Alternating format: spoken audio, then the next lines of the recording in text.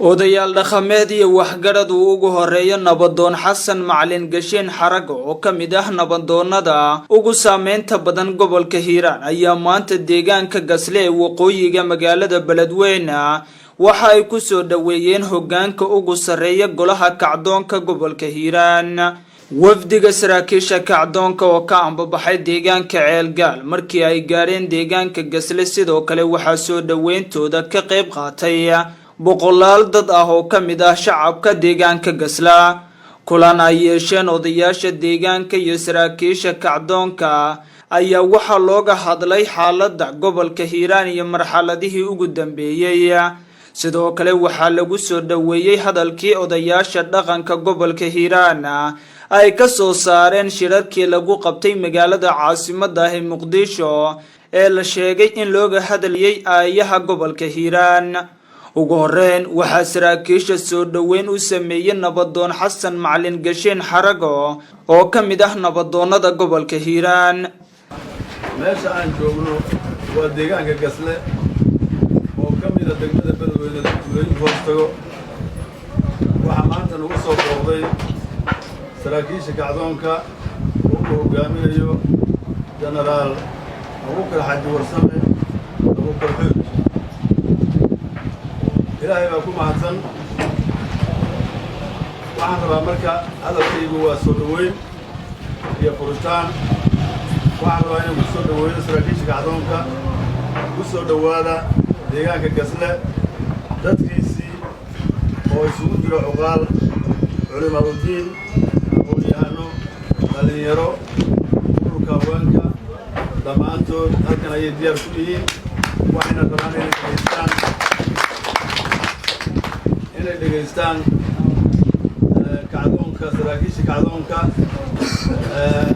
ujeedooyinkooda iyo taladooda iyo maskaxdooda ayagoo taageersan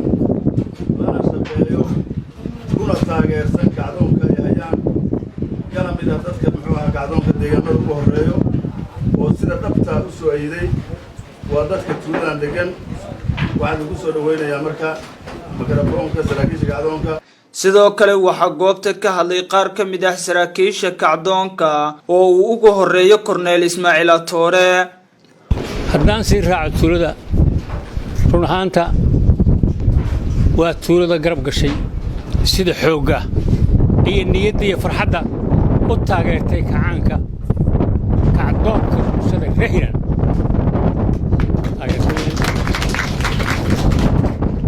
waa ku ammaanayn waxayna ka jawaabeen maalintii dalka iyo dadku u dhasheen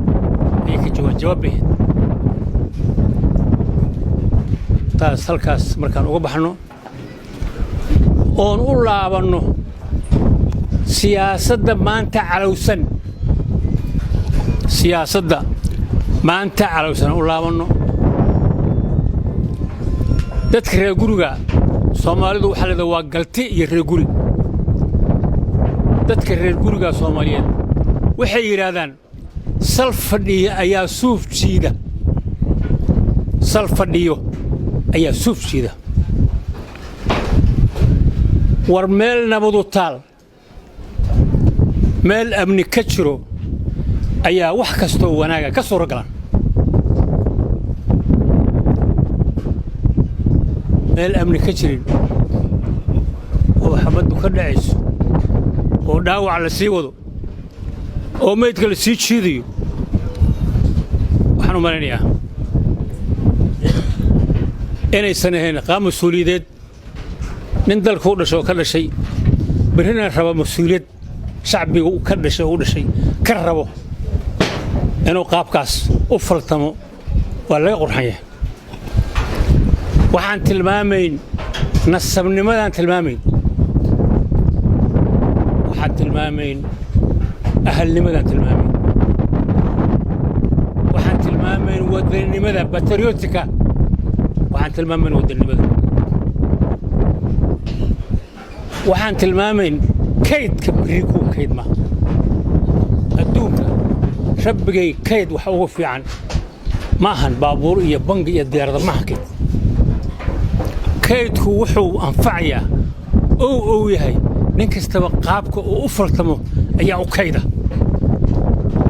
marka nin kastow ama wanaag u faltan ama xumaan u faltan laakiin ay ku tahay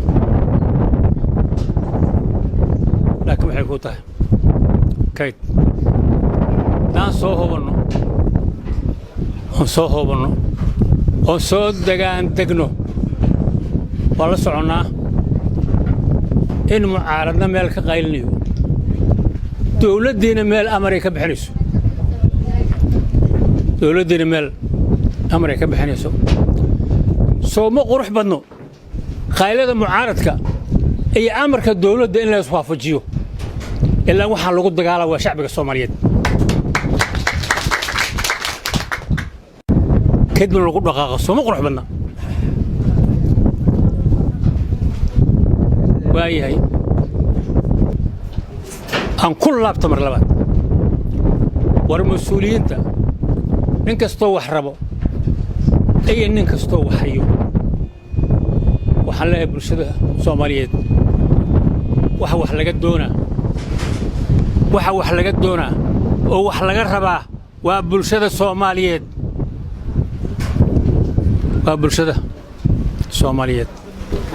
oo ay ka mid tahay macnaha qarannimada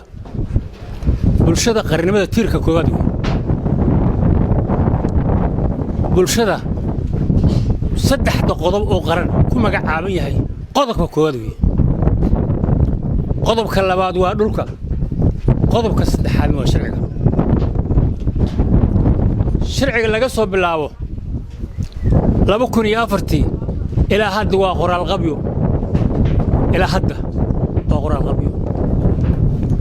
marka dawlad sharcigeedii ku dhaqmaysay oo qoraal qabyo yahay qaabkay ku noqon kartaa legitimate inay noqoto qaabkay ku noqon kartaa anu waxaan leeyahay dabac mid xigta annaga 2004 ma dhalan 1960kii ayay ahayd isku dar laba gobol iyo xornimadii koonfurta ayay ahayd sharci baan dhiganay rifrid loo soo biyay shacbiga u wooday la sixiyay haddii aan dadnahay oon Soomaalinahay oon wadaninahay markii adniba anaga wax noo qalqaloocinay oo sharcigeena wali waa qoraal qabyo oo naleeyahay kaas ma soo qaadano هذا تاجن لعدنكي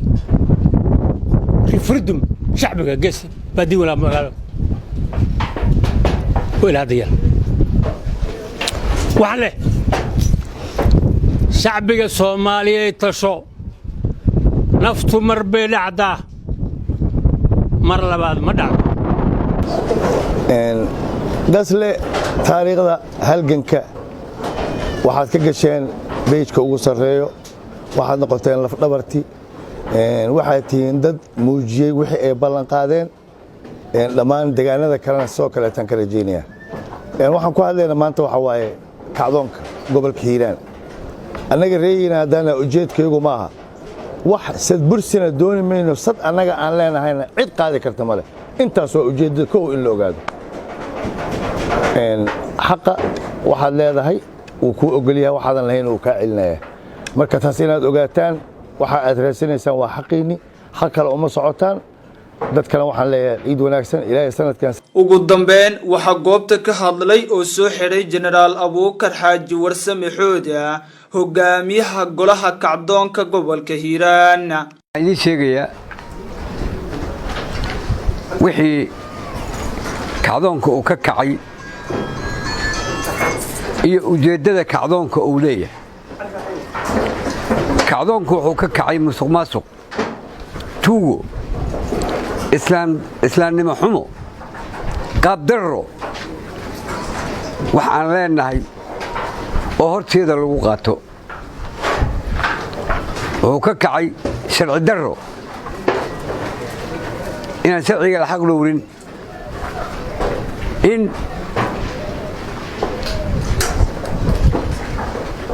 gobolka Hiiraan la yiraahdo wuxuu ahaa 6 gobol oo Soomaaliya ayuu ka mid ahaa waa Soomaaliya markii 6 gobol ahayd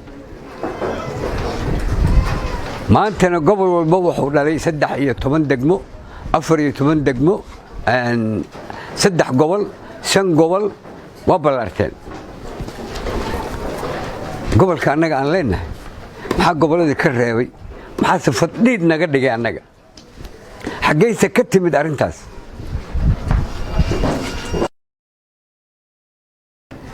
reehiirana waa dad la yaqaan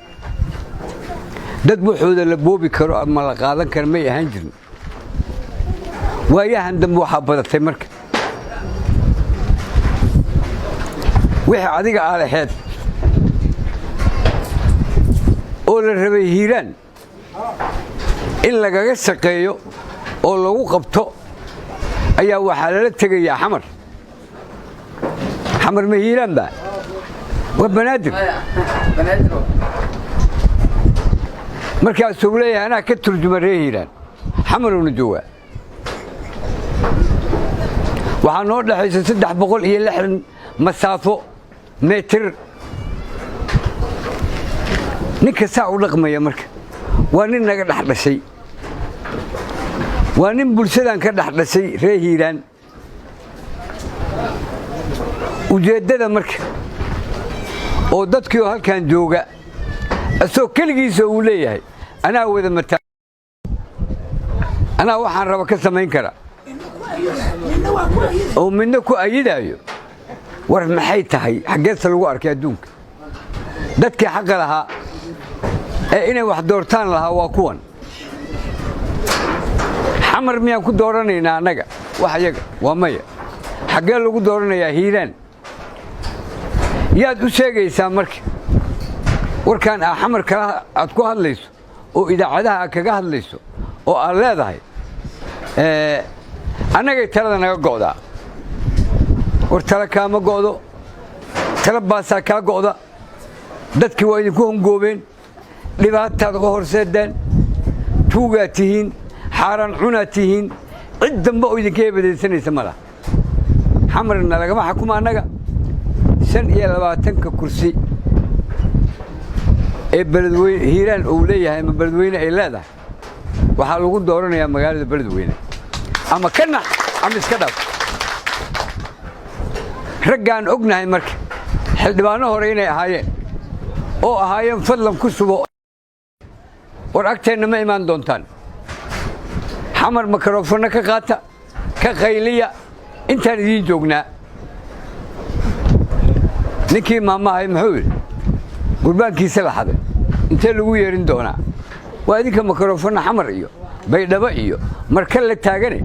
hiiraan annagaa odayaasheedii ah annagaa xildhibaanadeeda ah leh maxaa idiin diiday dadkiinna inaad dhex timaadaan oo dadkiinna wax la qabsataan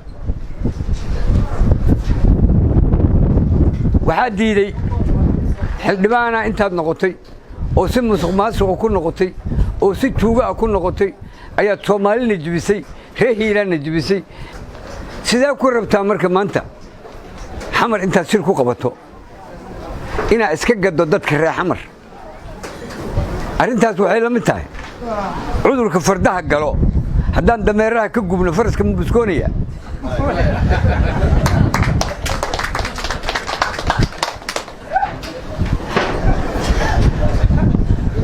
war soomaaliyey maxamed jooga xamar beledweyne loogama taliyo waxay la ordaayaan inay dadkii reer xamar iska gadaan war xamar banaadir baa la yidhaahaa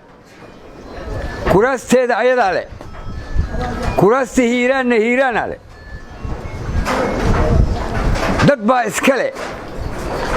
annaga maad nooga turjumi kartaa meel kale waa maya iimaanka allah idi geliyo iimaanka ilaah idinka qaaday wax badanaa dadka cunteen maanta waa maalintiina adkaysta waa lidin cunayaa tuugadii